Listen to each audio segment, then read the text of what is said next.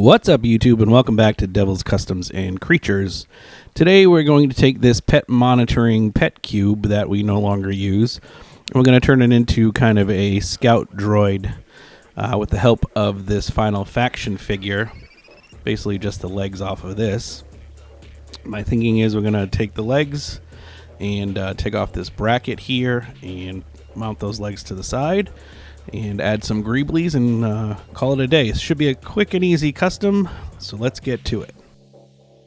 I got to give a shout out to PetCube for making this thing pretty indestructible. I started out with a jeweler saw, thinking that I was just going to saw through a piece of plastic, and lo and behold, it gave me a little bit more of a fight than I expected. You can see me here trying to jeweler saw out, broke the jeweler saw, as I often do.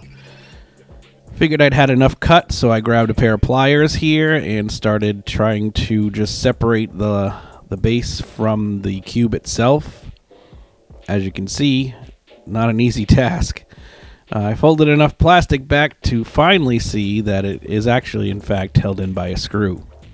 So in the end, I had to grab my screw gun and just take those screws out, and after I did that, it was way easier. Happy to say, getting the legs off of the final faction figure was way easier than on the pet cube, but you'll see in the next segment here that I'm going to have quite a problem simply drilling a hole. These legs are like those soft plasticky vinyl type legs, and I ran into a few problems with these legs, so not the best choice. In the end it worked out, but these soft vinyl rubbery legs don't play well.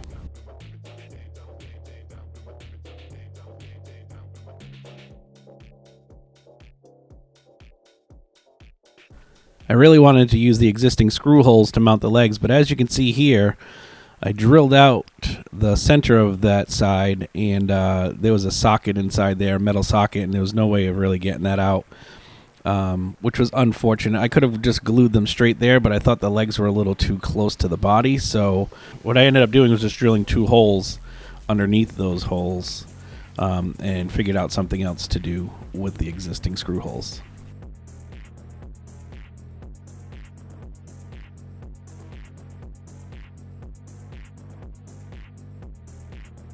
I gotta say, man, I took at least 15 minutes just trying to get 2 holes into these legs.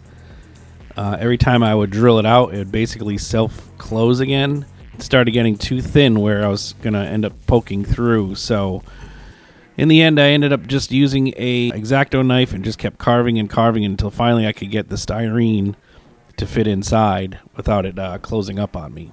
And this is the result of that. Now I'm just taking these glass cabochons and gluing them to the existing screw holes just to basically cover up the screw holes. Kind of gives a cap style look once it's painted.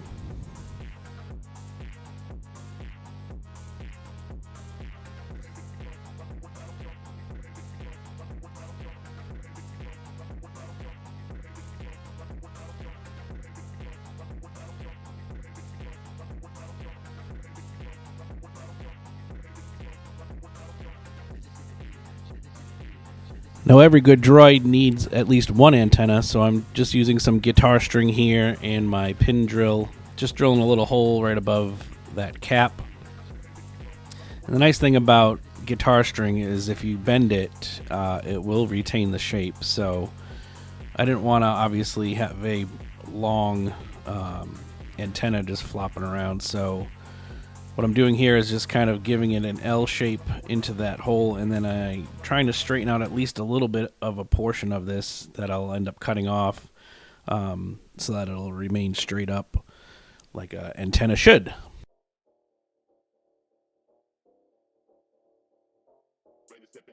Found this little computer part here on the left. Kind of looks like a little arm holding the antenna itself, and I added some greeblies and rhinestones to make it look like rivets. And I'll be keeping this lens for its eye.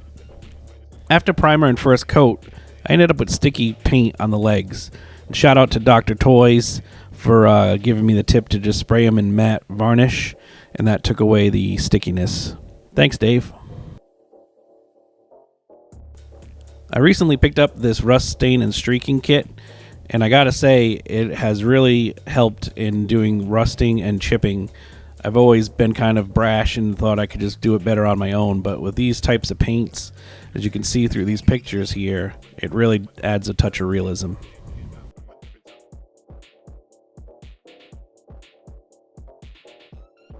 And if you remember, this is what we started with: a discarded pet cube, pet monitoring camera, and a final faction figure. And here's what we ended up with.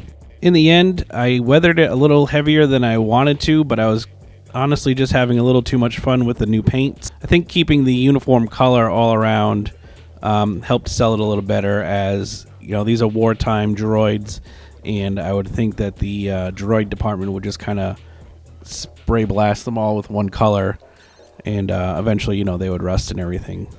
So please enjoy the glamour shots, and until the next one, be well.